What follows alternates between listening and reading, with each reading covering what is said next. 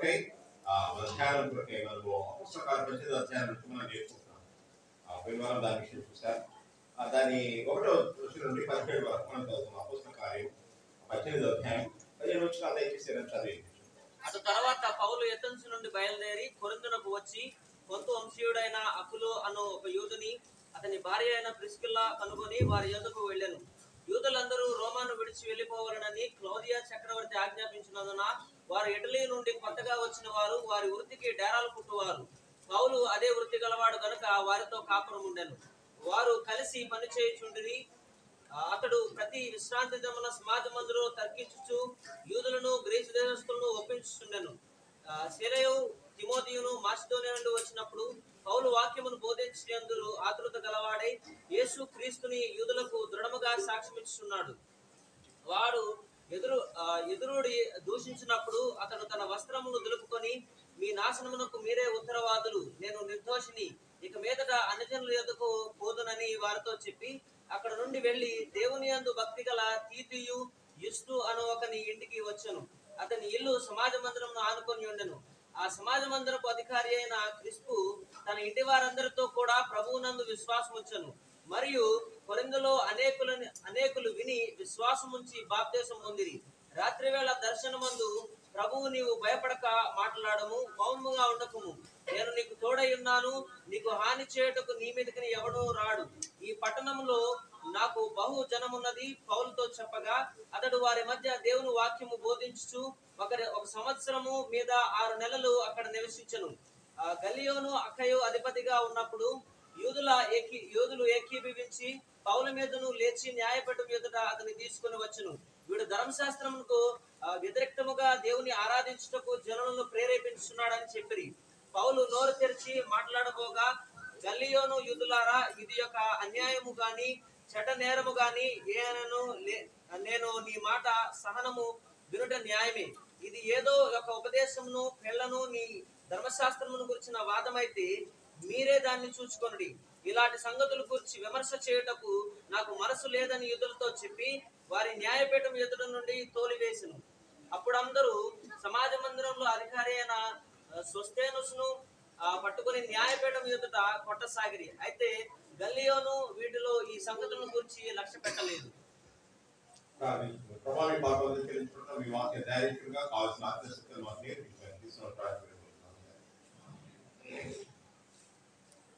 మనం చూసాము, కష్టాలలో ఇబ్బందులలో దేవుని యొక్క ఆదరణ. అపోస్తలుడైన పౌలు 2వ సువార్త దండయాత్ర 16వ అధ్యాయం నుండి 2వ సువార్త దండయాత్రలో కొనసాగుతున్నాడు. కానీ ఆయన గారు ఎక్కడికి వెళ్ళినా కూడా ఆయనకి ఎదురు దెబ్బనే జరిగినట్టుగా మనం చూస్తున్నాం. ఎక్కడ పోయినా కూడా ఫిలిప్పీలో ఏమైందని అక్కడ ఒక స్వస్థపరిచినందుకు అక్కడ ఎంతో అలజడి జరిగినట్టుగా అక్కడంతా గొడవ జరిగినట్టుగా మనం చూస్తున్నాం. అప్పుడు పౌలు శీలను ఏం చేశారు? బంధించి చెరసాలలో వేశారు. దేవుడు అద్భుతమైన కార్యం చేశారు. అంతేకాకుండా దాని తర్వాత అక్కడి నుంచి వదిలేసి తెస్సలోనికే వెళ్ళారు. తెస్సలోనికలో కూడా అక్కడ కొంచెం సేపు ఆయన జరిగిన సేవ, అక్కడ కూడా ఆటంకాలు వచ్చాయి, ఎదురు దెబ్బతి అక్కడి నుంచి పరిగెత్తిపోవాల్సి వచ్చింది. దాని తర్వాత అక్కడి నుంచి బెరియాకి వెళ్ళారు. 10వ అధ్యాయం బెరియాకి వెళ్ళారు. బెరియాలో కూడా సేవ చేశారు. అక్కడ కూడా సైతాను ఆటంకం కలిగజేశారు. అయితే బెరియాలో కూడా 9 లక్షల 10వ అధ్యాయం బెరియాలో కూడా 9 లక్షలు పొందినట్టుగా మనం చూస్తున్నాం. దాని తర్వాత ఈ యొక్క ఏథెన్స్ వెళ్ళిపోయారు.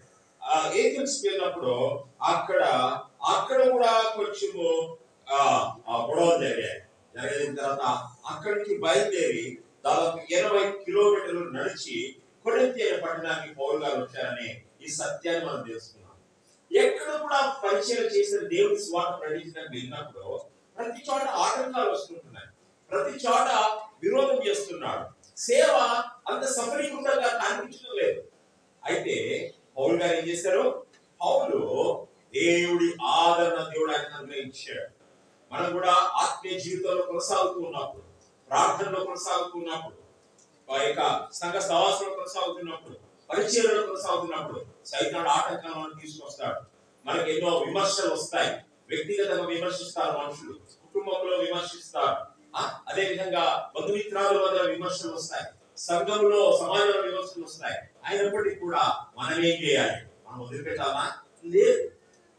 మన దేవుడు మనల్ని ఆదరించే దేవుడు. మన దుఃఖాలు, మన కష్టాలు, మన కన్నీటిలో ఆయన మనల్ని ఆదరించే దేవుడు అని మనం పోయిన వారం నేర్చుకున్న ఆ వచనాలతో మనం ముగించాం. 2 కొరింథీ 1 అధ్యాయం 3వ వచనంలో మనం ఏం చూసామంటే 2 కొరింథీ 1 అధ్యాయం 3వ వచనంలో సమస్తమైన ఆదరణ అనుగ్రహించే దేవుడు. ఆదరణ ఎవరిస్తారండి? మనకు మనుషుల వల్ల కాదు మనకు ఆదరణ దొరికే. మనకు నిజమైన ఆదరణ దేవుని వాక్యం ద్వారా దేవుని దగ్గర దొరుకుతుంది. మనుషులు ఆదరిస్తారు, అవమానిస్తారు, ఆదరిస్తారు, అవమానిస్తారు. కానీ దేవుడు ఆయన సమస్తమైనటువంటి ఆదరణకు కారణభూతుడైన వాడు ఆయనే. కాబట్టి ఆయన నిజమైనటువంటి మన యొక్క ఆదరణకర్త మనం చూస్తున్నాం. కానీ సేవ ఇలా వెళ్తున్నప్పుడు దేవుడు మనకు ఆదరణ ఏ విధంగా తీసుకొస్తాడు? ఇప్పుడు ఎక్కడికి వెళ్ళాడు? కొరింథీ పట్టణానికి వెళ్ళాడు. పెద్ద మహాపట్టణం. దాదాపు 2 లక్షల మంది నాగరికులు ఉన్నారు, 5 లక్షల మంది అక్కడ దాసులు ఉన్నారు, అంటే స్లేవ్స్ అక్కడ ఉన్నారు, బానిసలు.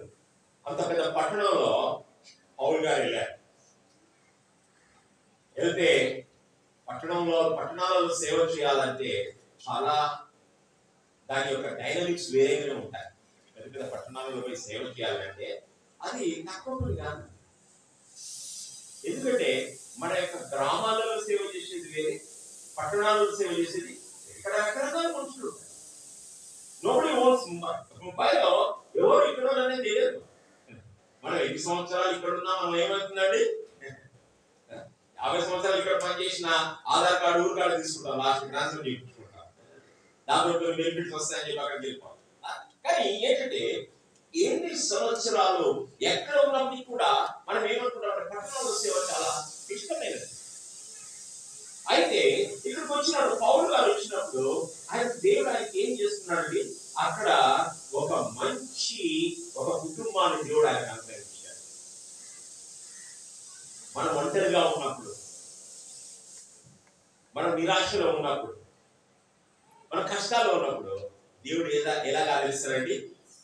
దేవుడు తన బిడ్డల ద్వారా, తన విశ్వాసాల ద్వారా దేవుడు ఏం చేస్తాడు? మనకు ఆదరణ కలిగజేస్తాడు. ఇక్కడ పౌలు శీలలు వచ్చారు. ఈ పౌలు శీలలు పట్టణానికి వచ్చారు. పౌలు శీలలు కూడా వాళ్ళ ఉద్దేశం సరే, ప్రిసిల్లా అకిల ఒకటో చూడండి. పౌలు ఎందుకు బయలుదేరి కొరింథీకి వచ్చి పొత్తు వంశీయులు అనేకులు ఆయన ఒక యూదుని అది భార్య ప్రిసిల్లాను కనుగొని వారి దగ్గరికి వెళ్ళాను. ఏమండి? అకుల, ప్రిసిల్లా భార్యాభర్తలు. మీరు వ్యాపారస్తులు. మీరు వ్యాపారం ఎందుకు చేస్తున్నారని మనం గమనించినట్టయితే వీరు దేవుని కొరకై వారు బతికేదానికి, అంతేకాదు వాళ్ళ ఉద్దేశం ఏంటంటే ఎక్కడ వ్యాపారం చేసిన దేవుని సేవ అక్కడ చేయాలి, అక్కడ జరగాలి అనే ఉద్దేశం. అందుకనే వీళ్ళు 50 నుంచి 53 సంవత్సరాల వరకు కొరింథీలో ఉన్నారు. అక్కడ వ్యాపారం చేసుకున్నారు వీళ్ళు. తర్వాత క్రిస్టియన్లు 53 సంవత్సరం నుండి 57 సంవత్సరం వరకు ఎఫెసీలో వెళ్ళారు. అక్కడ వ్యాపారం చేశారు. అక్కడ కూడా సంఘంలో యాక్టివ్ గా పార్టిసిపేట్ అయ్యారు. అంతేకాకుండా ఇక 57 వరకు రోమా సంఘంలో జాయిన్ అయ్యారు. అక్కడ ఆ సంఘాలు ఏం చేశారు? బలపరిచారు. ఏంటంటే మనము ఒక విశ్వాసులుగా దేవుని సేవలో మనము పాలుభాగస్తులై ఉండాలి. వీరు వ్యాపారం చేసి వాళ్ళకై అభివృద్ధి పొంది మన పైపైన చాలే ఒక పెద్ద బంగ్లా కట్టుకున్నాం, ఒక బాగా మంచి ధనవంతులు, వీళ్ళందరూ ఇంత గుడి కట్టింది, మంచి ధనం సంపాదిస్తున్నాం, బాగుంది, వీఆర్ సేఫ్ అని అనుకోని ఊరుకోలేదు. వీళ్ళు ఏం చేశారు? దేవుని కార్యములో చేయుతనిచ్చారు. కాబట్టి పిల్లలారా, మనము దేవుని సేవలో మన విశ్వాసులుగా ఇతరుల సేవను ముందుకు కొనసాగించడానికి మనం కూడా ఎంతో కష్టపడాలి. మన యొక్క కర్తవ్యమైనది. మీరు ఏ విధంగా చేయగలరు పని?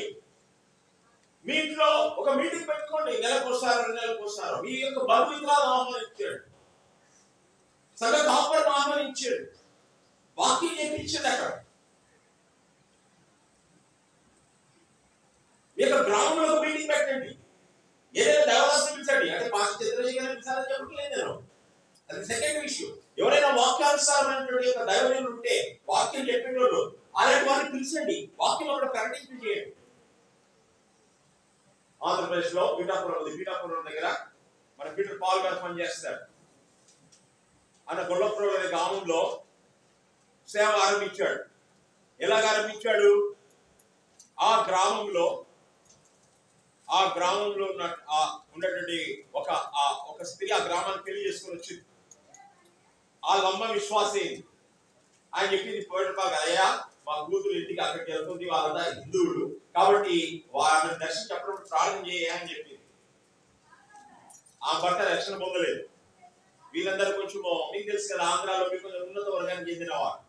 మీరు ఆడవాళ్ళు బయటికి రారు, వాళ్ళ ఇళ్ళనే ఉంటారు, వాళ్ళ ఏరియాలోనే ఉంటారు వాళ్ళు. అయితే పీటర్ పాల్ గారు వెళ్ళడం ప్రారంభించాడు, ప్రార్థన చేయడం ప్రారంభించాడు. అక్కడ ఒకళ్ళు, ఇద్దరు, ముగ్గురు ఆ విధంగా కూడుకున్నారు, రక్షణ పొందాడు. అయితే ఆమె భర్త కూడా అద్భుతంగా రక్షణ పొందాడు. రక్షణ పొందిన తర్వాత అనుకున్నాడు, ఇదిగో మా ఊర్లో నేనేం చేయాలి, మీటింగ్లు పెట్టించాలన్నాడు. ఆ ఊర్లో అంతవరకు ఎప్పుడు పబ్లిక్ గా ఆ ఏరియాలో వాళ్ళ ఉన్న ఏరియాలో మీటింగ్లు ఎప్పుడు జరగలేదు. బాగా ఖర్చు పెట్టాడు డబ్బులు. దాదాపు 40-50 సౌండ్ బాక్సులు పెట్టించాడు. ఊర్లో ప్రతి వీధిలో సౌండ్ బాక్సులు పెట్టించాడు. ఎంతో ఖర్చు పెట్టి మీటింగ్ జరిపించాడు. వీళ్ళగా ఆయన ఏం అనుకున్నాడు, ప్రభా ఈ సంవత్సరం నా వ్యాపారంలో లాభం వచ్చినట్టయితే అంతగా మీ సేవ ఖర్చు పెడతా అన్నాడు. దేవుడు అద్భుతంగా ఓపెన్ చేశాడు. ఆ మీటింగ్ల ద్వారా మరలా ఇంతమంది రక్షణ పొందారు. ఇది ఎక్కువ కాలం కాదు, 15 ఏళ్ళు కూడా కాలేదు. అంటే ఈ రోజు వాళ్ళకు దేవుడు దాదాపు ఆ గొల్లపురంలో దాదాపు 70-80 లక్షల విలువైనటువంటి ఆస్తి దేవుడు వాళ్ళకి చేశాడు. వాళ్ళే చేసుకున్నారు. మేము వాళ్ళే 80 లక్షల రూపాయల ఒక స్థలం కొనుక్కున్నారు. చిన్న స్థలం ఉంది, పక్కన ఇంకో స్థలం కొనుక్కున్నారు, అక్కడ కట్టుకున్నారు. దాదాపు ₹1 వాళ్ళు ఖర్చు పెట్టి వాళ్ళ సంఘాన్ని వాళ్ళు నియమించుకున్నారు. అది ఏం జరిగిందండి? ఒక్క వ్యక్తి యొక్క పరిచయం, ఒక్క వ్యక్తి పరిచయం. మనం దేవుని సేవలో ముందు కొనసాగే వారిగా ఉండాలి. పౌలు దేవుడు ఏ విధంగా ఆరంభించాడు? ఇది కష్టాలలో కష్టపడి వచ్చినప్పటికీ పౌలు ఏం చేశాడు? పౌలు ఆ యొక్క అఖిల ప్రిస్కాలను వారికి విడిచిచ్చారు. అయితే రెండవది ఏంటండి? దేవుని సేవ చేసినప్పుడు కొంతమంది అనుకున్నారు, ఊరికే బైబిల్ చదువుకోవాలి, ప్రార్థన చేసుకోవాలి, తినాలి, పండుకోవాలి, సాయంత్రం దగ్గర పోయి వాక్యం చెప్పి రావాలి, అది దేవుని సేవ అనుకుంటారు. ఎవరైనా డబ్బులు లేకపోతే కోపం వస్తుంది, లేకపోతే సేవ చేయలేమండి, మాకు ఎవరు సాయం చేస్తున్నారు, సేవ చేయలేమండి. అది తప్పు. ఇక్కడ ఏం చేస్తున్నాడు చూడండి. 3వ వచనంలో 2వ వచనం, యూదులందరూ రోమా విడిచి వెళ్ళిపోవడానికి క్లోదియా శిఖరాలు ఆజ్ఞాపించినందున వారు ఇటలీయులు కొత్తగా వచ్చిన వారు వృత్తికి డేరాలు కుట్టువారు. పౌలు అదే వృత్తి వాడు కనుక వారితో కాపురం ఉండి వారు కలిసి పని చేయించుండిరి. ఏం చేస్తున్నారండి? కలిసి పని చేయించుండిరి. ఏ పని? ఎలా ఉంటే పని. పౌలు కూడా వస్తుంది. ఈ యొక్క ఆది నిబంధనలో పరిసయ్యులు గాని యూదులు వారి ఇంట్లో పుట్టిన ఆడపిల్లలకు కానీ మగపిల్లలకు కానీ 12 ఏళ్ళు 15 ఏళ్ళు వచ్చేసరికి వాళ్ళకి ఒక వృత్తి నేర్పిస్తారు. ఒక వృత్తి. చదువు ఉంటే అది అంతే. చదువు కాదు, ఒక వృత్తి. ఏంటి? ఆడపిల్లలైతే స్టిచ్చింగ్, మంచి బేకింగ్, లేకుంటే వాళ్ళకి తగిన పని వాళ్ళకి నేర్పిస్తారు. మగపిల్లలైతే పశువులు కాపేది, పొలం దున్నేదో, లేకపోతే వేరే ఇలాంటి ఎలా ఉండేదో ఏదో ఒక పని నేర్చుకుంటారు. అంటే ఏంటి? వాళ్ళు ఆ వయసు వచ్చినప్పుడు వారి తల్లిదండ్రులకు ఏం చేస్తారండి? సహాయకరంగా ఉంటారు. మీరు యవనస్తులు ఊరికే తెలియదు కాదు, సమయం వస్తుంది. తల్లిదండ్రులకు మీ కుటుంబానికి ఏం చేయాలి? ఒక ఆదరణగా, ఒక సహాయకరంగా ఉండాలి. తల్లిదండ్రులు పాడు చేస్తారు పిల్లల కోసం. మా పిల్లలకి ఏం రాదండి, మా అమ్మాయికి ఏం రాదండి, మా అబ్బాయికి ఏం రాదండి, వాడు పూల మాదిరి పెరిగిందండి, వాళ్ళ రత్నాల మాదిరి పెరిగిందండి. పువ్వులు రత్నాలు అనుకుంటుంటే పువ్వు వెళ్ళిపోతుంది, తెలుసు కదా.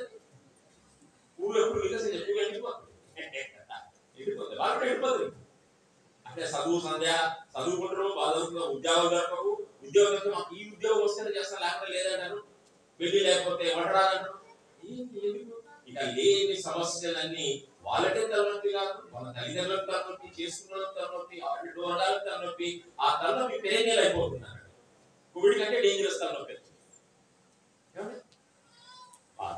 ఇక్కడ ఒక సత్యం ఏం నేర్చుకోవాలంటే పిల్లరా, దైవ సేవకులు కానీ దేవుడి కానీ అవసరం వచ్చినప్పుడు పని చేసి దానికి వెనికికి ఏ పనైనా పర్లేదు, మట్టి వస్తే తప్పేం లేదు. నేను ఇంతకుముందు చెప్పాను, మళ్ళీ చెప్తాను. బెంగళూరులో బైబిల్ కాలేజ్లో ఒకసారి ఏమైందంటే డ్రైనేజ్ బ్లాక్ అయిపోయింది. మున్సిపాలిటీ వాళ్ళు రావటం లేదు, వాళ్ళు రావటం లేదు. నీళ్ళు ఓవర్ఫ్లో అవుతుంది, అందరు వాసన వస్తుంది, అందరూ ముక్కు పూసుకుంటారు, కానీ దానికి సొల్యూషన్ ఎవరు ఎత్తడం లేదు. మధ్యాహ్నం పూట ట్రాన్స్ఫర్ గారు ఉన్నాడు, అమెరికా నుంచి, ఆమె కెనడా దేశం నుంచి వచ్చిన మిషనరీ, ఇక్కడ దాదాపు 40 ఏళ్ళు మిషనరీ సేవ చేసిపోయాడు. ఆయన మొట్టమొదట ఆయన బొంబాయికి వచ్చాడు, బొంబాయి నుంచి ట్రాన్స్ఫర్ అయ్యాడు. ఐన్స్టైన్ గారు ఇంటికి పోయేసి, ఆయన చాలా మంచి దైవజనుడు, బట్టలు మార్చుకొని ఇద్దరు పిల్లల మీద లిడ్డు తీయండి అని చెప్పాడు. లిడ్డు తీపించి ఒక నిచ్చెన తెప్పించాడు. నిచ్చెన వేసుకొని ఆ డ్రైనేజ్ దిగాడు. ఆయన దిగుతుంటే 20 మంది కూర్చారు, మనకు తెలుసు కదా. ఆయన లోపలికి దిగి అక్కడ బ్లాకేజ్ చేసి ఆ డ్రైన్ ఆయన తడిచిపోయి ఆయన క్లీన్ చేశాడు. ఒక పాటను ఉన్నట్టు 120 మంది స్టూడెంట్స్ నేర్చుకున్నారు. ఎప్పుడు కూడా మార్చుకోవాలి. ఐన్స్టైన్ గారు vice president of college drainage దిగి ఆయన డ్రైనేజ్ క్లీన్ చేశారు. అంటే ఏ పని కూడా తెలంగాణ నామోషన్ అనేది ఏం లేదు, సిగ్గుపడిన అవసరం లేదు. ఏ పని కూడా వర్షం వస్తే ఇళ్ళలో పని చేసుకుంటాం, ఇళ్ళలో పని ఈ పని కూడా ఎప్పుడు లేదు. కాబట్టి ఇక్కడ మనం చూస్తున్నాడే దేవుని సేవలో అవసరం వస్తే ఏదో కలిసి వ్యాపారం చేశారు. మీరు చేసి అక్కడ ఏం చేశారండి, దేవుని యొక్క పనిని కొనసాగించారు. ఇక్కడ దేవుడు పౌలుని విధంగా ఆదరిస్తూ ఉంటున్నాడు. ఎవరి ద్వారా? వీరి ద్వారా, ఈ కుటుంబం ద్వారా. ఈ కుటుంబం ద్వారా మనం నేర్చుకునే పాఠం ఏంటంటే, ఈ కుటుంబం ద్వారా నేర్చుకునే పాఠం ఏంటంటే, మనం ఎక్కడికి వెళ్ళినప్పటికీ కూడా దేవుని యొక్క సేవలో, దేవుని పనిలో మనం నిరంతరం ముందుకు కొనసాగుతూ ఉండాలి. అది చాలా ప్రాముఖ్యమైన విషయం అని మనం చూస్తున్నాం. అపోస్తలుల కార్యం 16వ అధ్యాయం, రోమా 16వ అధ్యాయం 4వ వచనం, రోమా 16:3-4 క్రీస్తు యేసునందు నా జత పని వారైన ప్రిస్కిల్లా అకులను నా వందనం చెప్పుడి. వారు నా ప్రాణము కొరకు తమ ప్రాణములు ఇచ్చుటకైనను తెగించిరి. నా ప్రాణము కొరకు వారి ప్రాణం ఇచ్చుటకైనను ఏమంటున్నారు? నా జత పని వారు అఖిలా ప్రిస్కిల్లా వారు వారి నుంచి పౌలు గారు అప్రిషియేట్ చేస్తుంటున్నారు. మా చెప్పి 16:19 చదవండి.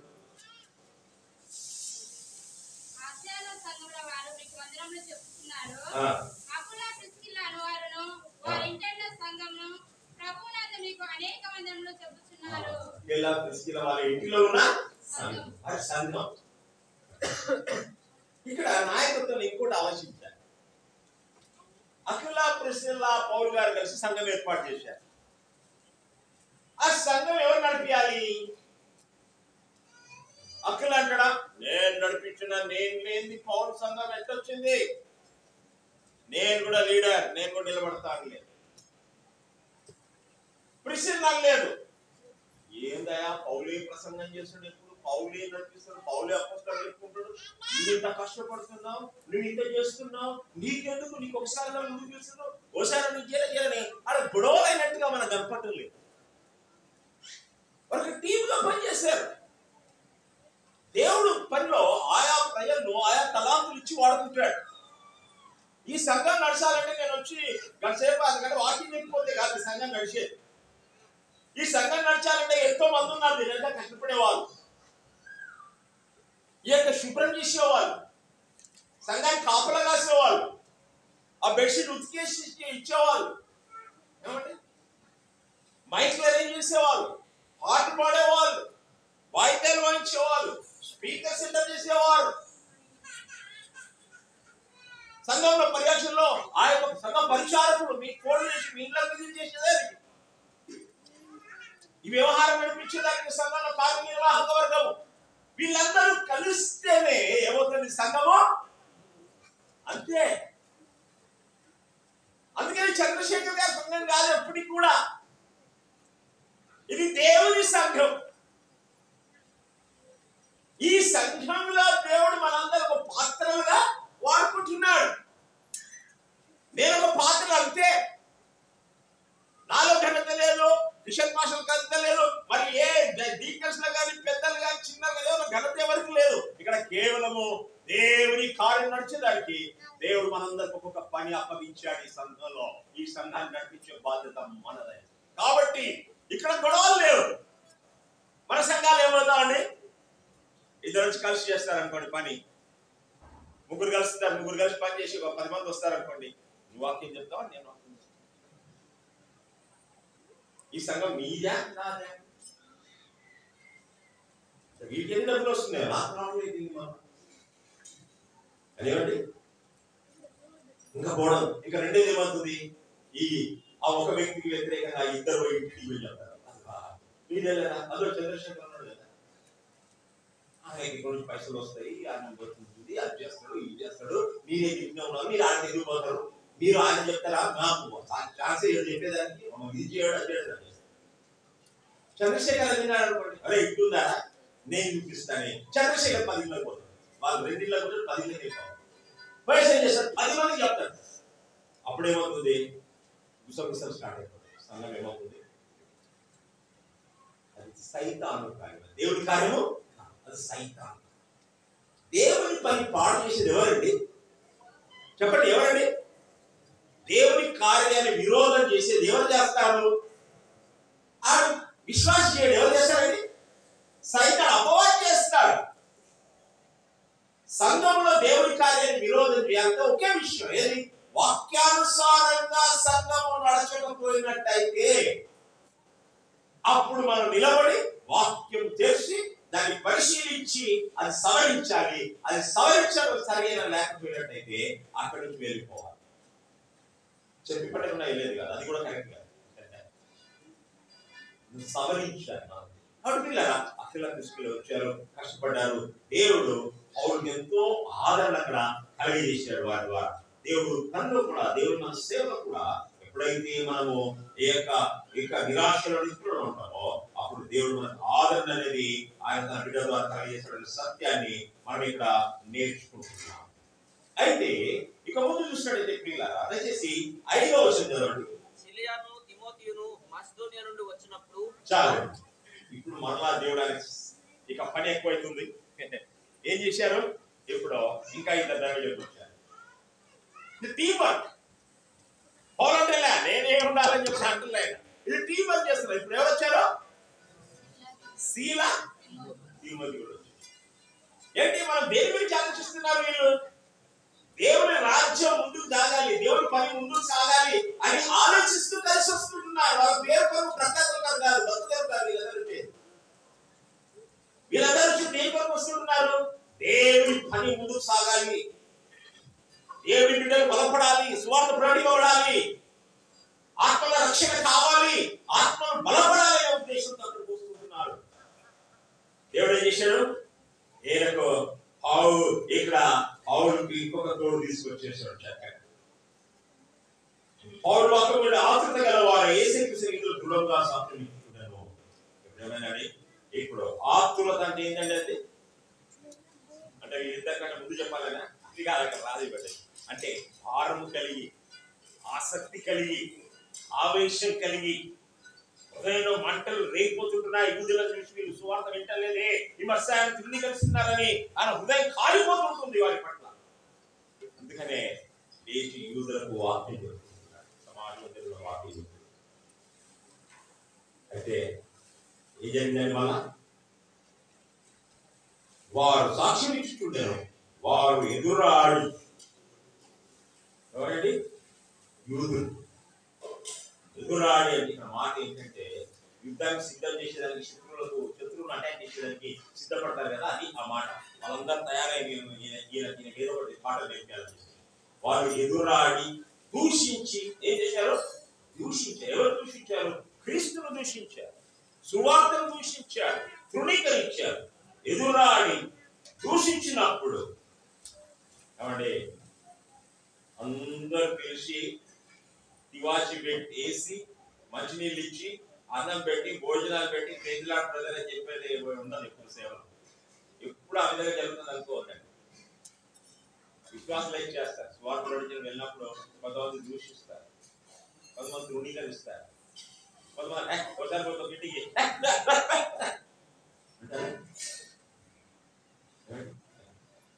అడుగుతుంది వాళ్ళకున్న వాల్యూ ఉండదు. కొన్నిసార్లు స్వార్థ ప్రకటిస్తారు. అప్పుడు ఏం చేస్తాం? దాని వ్యక్తిగతంగా తీసుకోమా, దాని వ్యక్తిగతంగా తీసుకోం. థ్యాంక్ యూ అని చెప్పిపోతా, పలానా అంటే అని చెప్పాలి.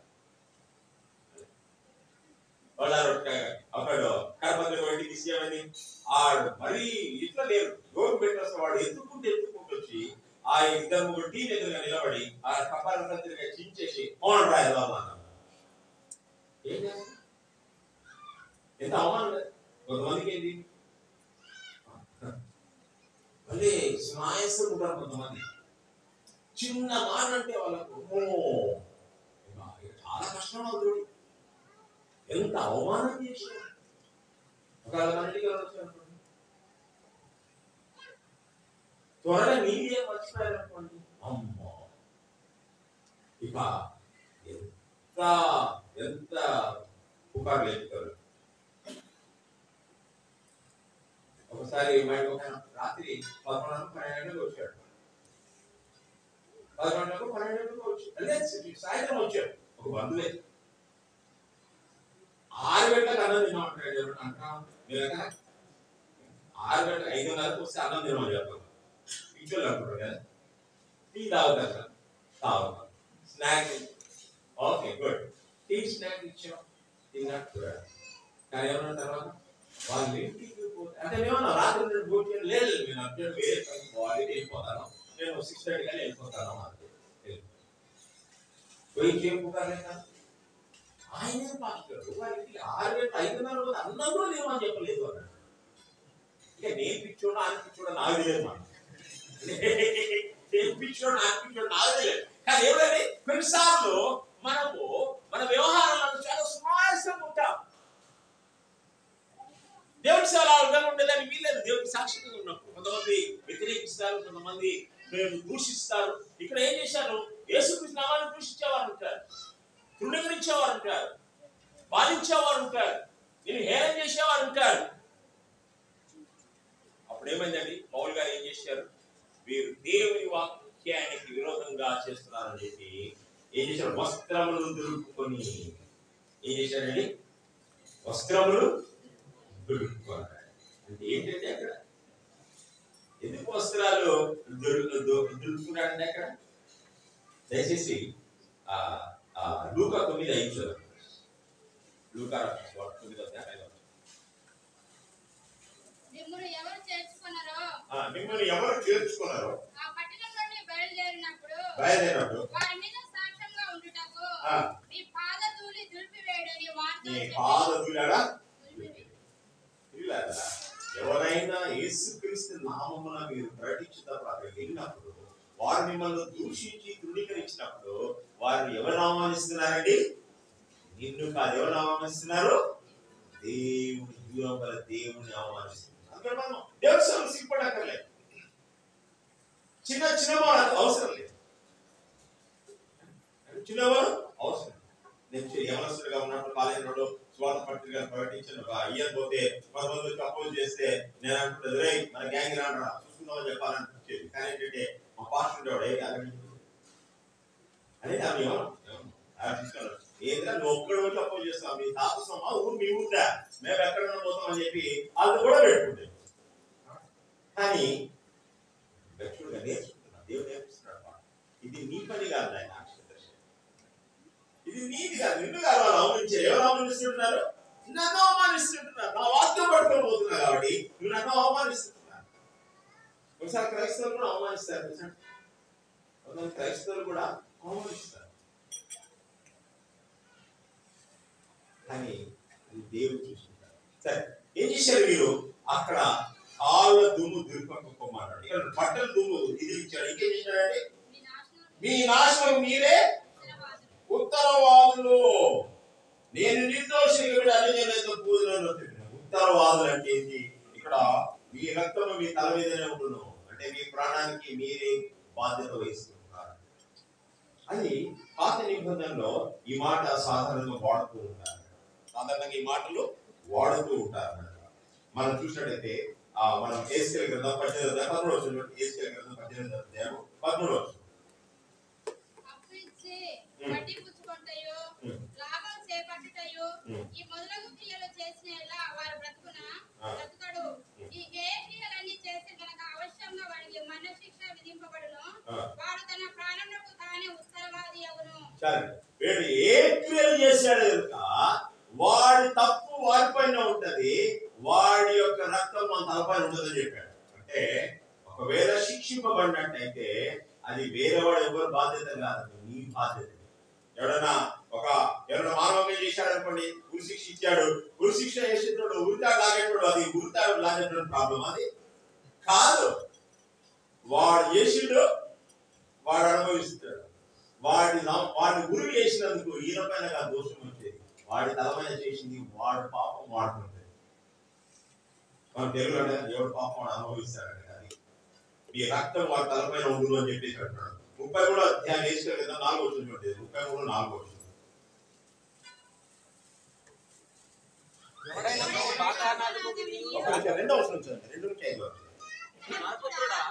నీవు నీ జనులను సమాచారము ప్రకటించి వారితో ఇట్లను, నేను ఒకరినొక దేశము మీదకి ఖడ్గము రప్పింపగా ఆ జనులు తమలో ఒకరిని ఏర్పరచుకుని కావలిగా నిర్ణయించిన ఎడల అతడు దేశము మీదకి ఖడ్గము వచ్చుట చూచి బాకా ఊది జనులను హెచ్చరిక చేసిన సమయమున ఎవడైనను బాకానాదము వినియు జాగ్రత్త పడినందున ఖడ్గము వచ్చి వాని ప్రాణము తీసిన ఎడల వాడు తన ప్రాణముకు తానే ఉత్తరవాది.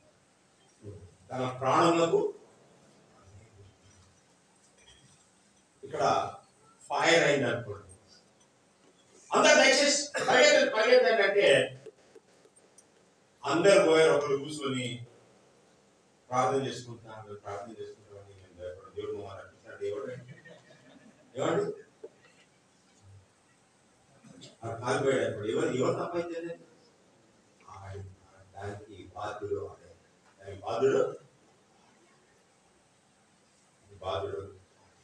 కథ చెప్పారు కదా. ఒకసారి ఒక గ్రామంలో వరదలు వచ్చేస్తున్నాయి. వరదలు రాకముందు పెద్ద తుఫాను వస్తుంది, వరదలు వస్తాయని చెప్పి వాటికి ఇచ్చారు. అందరు చెప్పారు, అందరినీ ఖాళీ చేసుకోండి, పలా ప్రాంతాలు పైకి వెళ్ళిపోయి కొండల పైకి ఎత్తైన ప్రాంతాలకు వెళ్ళిపోవడం చెప్పేశారు. ఖాళీ చేసిపోయారు. తర్వాత మళ్ళా వరదలు ఆరంభమైంది. పెద్ద తుఫాను సునామీ వస్తుంది. వచ్చేటప్పుడు మళ్ళా తిరిగి వార్నింగ్ ఇస్తున్నారు, దయచేసి వెళ్ళిపోండి అని చెప్పేసి. కొంతమంది వెళ్ళిపోయారు. నీటి మట్టం ఎక్కువైపోతుంటుంది. ఎక్కువైతుంటే అక్కడ ఒక వ్యక్తి అయితే పోవటం లేదండి. వార్నింగ్ ఇస్తున్నారా, బయటికి రా, అలాగే మీపోతాం, మీరు బయటకు వచ్చి అంటున్నాడు. అంటే మధ్యలో గొప్పడు అంటున్నాడు. మరొక పడవ పంపించాడు, నావలు వస్తున్నారు, రెస్క్యూ టీం, నేవీ టీం వచ్చింది, వచ్చేయండి అంటున్నారు. అయితే ఆయన తర్వాత నీళ్ళ మట్టం ఎక్కువైపోయింది. అక్కడ ఎత్తు బిల్డింగ్ ఉంది, ఆ బిల్డింగ్ ఎక్కాడు, పెద్ద చెట్టు పైకి ఇక్కడ పూల పైన కూర్చున్నాడు. పోయేసి పైన కూర్చున్నాడు. నీళ్ళ మట్టం ఎక్కువైపోయింది. పాపం నీళ్లు వరదలు వచ్చేసి హెలికాప్టర్ నుంచి వస్తుంటున్నారా, వచ్చి రెస్క్యూ చేస్తున్నారు పేద. అయితే నీళ్ళలో మీపై పర్లోకాలు పెట్టండి చేసి దేవుడు అడుగుతున్నాడు, దేవా నీపైన ఇంత విశ్వాసం ఉన్నది, నువ్వు గొప్ప అద్భుతమైన దేవుడు, నేను నీకు ప్రార్థన చేసి నీ మీద నమ్మకం ఉంటే ఎందుకు నన్ను నీళ్ళలో ముంచేసినావు అని అడిగినాడు. నన్ను ఎందుకు రక్షించలేదు అన్నాడు. అంటే బాబు నీకు ముగ్గురిని పంపించాను, నేను ఏం పంపించాను, నీళ్ళు వచ్చేటప్పుడు వచ్చి వార్నింగ్ ఇచ్చాను, నీకు నా దూతలు పంపించాను, నువ్వు ఇల్లేదు. పోనీ నువ్వు నిన్ను రక్షించాలని నేను ఓడను పంపించాను, నామని పంపించాను, అప్పుడు నువ్వు ఇంకేదు, లాస్ట్కి హెలికాప్టర్ కూడా పంపించాను, నువ్వు ఇంకేదు, నేనేం చేయాలి? అవునా ప్రభా క్షమించాను. కొన్నిసార్లు మన మూర్ఖత్వం ద్వారా, మనం అవివేకం ద్వారా మనం ఏం చేస్తాం? దేవుడిని లీడ్ చేస్తాం. ఫెయిల్ అయితే దేవుడు ఆశీర్వదించాడు. పని చేయకుండా ఇంట్లో పడుకొని దేవుడు క్రిస్మస్ దేవుడు అందరూ బాగా మా ఇంట్లోనే క్రిస్మస్ అంటే ఎప్పుడంటే క్రిస్మస్ ఇంట్లో పడుకోను. అలా పనికి బాస్ కూడా ఒపీనియన్ ఉండాలి కదా. ఒక యజమాని గారు పనిచేసినప్పుడు విజేడుగా ఉండాలి. ఆయన బాస్ అయితే నా కాడ పని చేస్తున్నాడు, వాడు వచ్చి ఎప్పుడు సార్ ఈ పని చేశారు, నువ్వే సార్ నువ్వు ఆడ పని చేశారు, నువ్వు పని చేయాలంటే నాకు రాసారు ఇక్కడ ఏముంటుంది, ఏ రోజు పెట్టుకున్నాను నా కాడైతే 2 రోజుల కంటే ఎక్కువ పెట్టుకోవాలి. మంచిగా వాడు పని చేసేవాడు పనిచేసి పనివాడి బాధ్యత ఏంటో తెలుసుకోవాలి. ఎవరి గీతల్లో వాళ్ళు ఉండాలి, ఎవరి బాక్సుల్లో వాళ్ళు ఉండాలి. అందుకని కంపెనీలలో పనిచేసేటప్పుడు జాబ్ డిస్క్రిప్షన్ అని ఇస్తారు. పని నీవు ఏం పని చేయాలి, ఎవరికి నువ్వు రెస్పాన్సిబుల్, ఎవరికి నువ్వు బాధ్యుడవు, నువ్వు ఎంత పని చేయాలి, నువ్వు పని చేయకపోతే నీకు ఏ పరిణామం అని అది వాళ్ళు క్లియర్ గా పేపర్ 5-6 పేపర్లు రాసిస్తారు, అర్థం పెట్టించుకుంటారు. అందుకని డిపార్ట్మెంటే ఉంటుంది, హెచ్ఆర్ డిపార్ట్మెంట్. దానివల్ల కాబట్టి వినయ విధేయతతో ఉన్నప్పుడు ఏమవుతుంది? దేవుడు ఆశీర్వదిస్తాడు. దేవుడు చూసుకుంటా కానీ ఈ లోకంలో గర్వంగా అహంకారం ఉంటే దేవుడు అని కాదు. సరే ఇప్పుడు ఏమైందండి? వీరు తృణీకరించారు. వారందరూ ఏం చేశారో వారు అక్కడి నుంచి వెళ్ళిపోయినట్టుగా మనం చూస్తున్నాం. 5 నిమిషాలు నేను ముగించిన ప్రయత్నిస్తాను. అక్కడి నుంచి వెళ్ళిపోయారు. వెళ్ళినప్పుడు ఇక్కడ 7వ వచనం చూడండి దయచేసి. అక్కడ దేవుని యందు భక్తి గల తీతుయు యుస్తు అను ఒకరి ఇంటికి వచ్చెను. ఇక్కడ ఎవరున్నారండి? దేవుడు ఇంకొకరిని తీసుకొచ్చాడు, ఇంకొక ఇంటి తెచ్చాడు. ఇంకొక లేదండి, ఈదు. ఈయన పేరు 3 పేర్లు. ఈదు, జస్టస్, గయస్ అనే గాయు అని పేరు ఉన్నారట. ఈ పేరు ఏంటి? దయచేసి రోమ 16:23. నాకు యావత్ సంగమునకు ఆతిథ్యం ఇచ్చు గాయకును మీకు చెప్తున్నాడు. గాయకుడు కూడా అదే పేరు, సేమ్ పేరు, అదే పేరు. సరే, మొదటి కొరింథీ 1:14 చదవండి. నా నామమున మీరు బాప్తిసం పొందితులని ఎవరైనా చెప్పకున్నట్లు క్రీస్తునకును గాయకును తప్ప మరి ఎవరికి నేను బాప్తిసం ఇయ్యలేదు. గాయుడు ఇలా పేరు కాదు, ఈదుసు గాయుడు అనే ఇదే పేరు. రోమీయులు 3 పేర్లు పెట్టుకుంటారు. 3 పేర్లు పెట్టుకుంటారు. ఈయన రోమా నావికుడు అయిపోతున్నాడు. అయినప్పటికీ కూడా దేవుడు ఈయనను తీసుకొచ్చాడు. ఏం చేశాడు? భక్తిగా తిరిగి ఒక ఇంటికి వచ్చాడు. ఇప్పుడు సమాజ మందిరంలో ఆనుకొని ఉండేను. ఈయన సమాజ మందిరం అదే కాదు, క్రీస్తు అని ఇంటి వారంతా కూడా ప్రభు యందు విశ్వాసం ఉంచాడు. ఇక్కడ ఏమన్నాడు? ఇంకొక ఇంటి దేవుడు వేస్తాడు. అక్కడికి వెళ్ళి పౌలు ప్రసంగం చేస్తున్నాడు. పౌలు అక్కడ ఏం చేశారు? అక్కడ యూదుల సమాజ మందిరం అధికారి ఏం చేశాడు? ఆయన ఇంటి వారు రక్షించబడ్డారు. అంటే ఎన్ని కష్టాలు! అక్కడ యూదులు ఒక వైపు వద్దన్నారు, ఇంకొక యూదుడు ఏమైపోయారు? అక్కడ దేవుడు రక్షణ పొందాడు. అంటే ఏంటిది? పౌలు గొప్పతనం కాదు, సువార్త యొక్క గొప్పతనం. దేవుని వాక్యాన్ని నమ్మకంగా ప్రకటించినప్పుడు ఆ వాక్యము మనుషుల హృదయాల్లో కార్యం చేస్తూ ఉంటుంది. అందుకనే మనం దేవుని వాక్యం చెప్పాలి, దేవుని వాక్యాన్ని చదవాలి. దేవుడు మన కష్టాల్లో దుఃఖాలలో ఆయన వాక్యం మనల్ని ఏం చేస్తున్నది? ఆదరిస్తుంటుంది, మనం పోషిస్తుంది. అందుకని అంటాడు రోమా 1:16 చదివితే, రోమా 1:16 సువార్తను గురించి నేను సిగ్గుపడువాడును కాను, ఏలయనగా నమ్ము ప్రతివానికి మొదట యూదునికి గ్రీసు దేశస్థునికి కూడా రక్షణ కలుగజేయుటకు అది దేవుని శక్తి అయి ఉన్నది. ఏమండి? సువార్త దేవుని శక్తి. ఇక్కడ చెప్పే వాక్యము వ్యక్తంగా పోదు. కొంతమంది మీరు ఈ చోట ఈ చోట వదలొచ్చు. ఆ వాక్యం నీ హృదయంలో కార్యం చేస్తుంటుంది. ఒక రోజు జ్ఞాపకం చేస్తుంటుంది ఆ వాక్యం నిన్ను. ఒక భక్తుడు ఉన్నాడు, ఒక పాస్టర్ గారు చనిపోయారు. ఆయన ఒక రోజు రాత్రి ఆత్మహత్య చేసుకోవాలని మరీనా బీచ్ పోతుంటున్నాడు చెన్నైలో. పోతూ ఉంటే వాక్యం చూస్తుంది ఆయనకు. అక్కడ ఓపెన్ మీటింగ్స్ అవుతున్నాయి. వెడ్డింగ్ లో ప్రయాసపడి భారమై వారు నా దగ్గర విశ్రాంతిస్తారని కంఠపదంగా చెప్పుకుంటున్నాడు అక్కడ బోధకుడు. ప్రయాసపడి భారమై వారు అంటున్నాడు. అంటే ఈయన ఏందబ్బా నాకు ఇంత భారం ఉందండి అనుకోకుండా కాళ్ళు తిరిగాయి.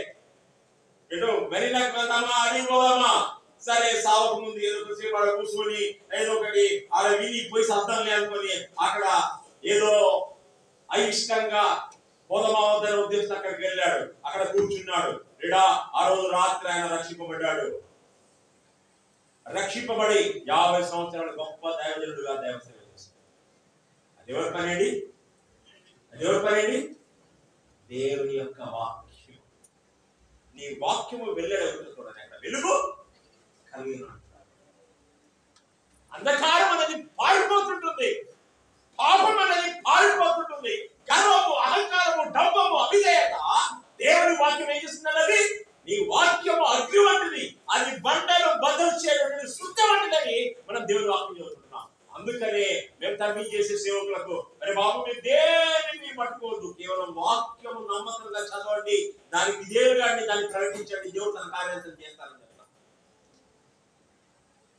పిల్లరా, దేవుని వాక్యం ద్వారా అద్భుతంగా ఎవరైతే యూదులు తృణీకరించారో ఆ సమాజ మందిరం అధికారే ఆయన ఇంటి వారందరూ కూడా ఆయనే కదా అనంత లక్ష్యం ఉంది, ఆయన బాప్తిసం ఇచ్చాడు.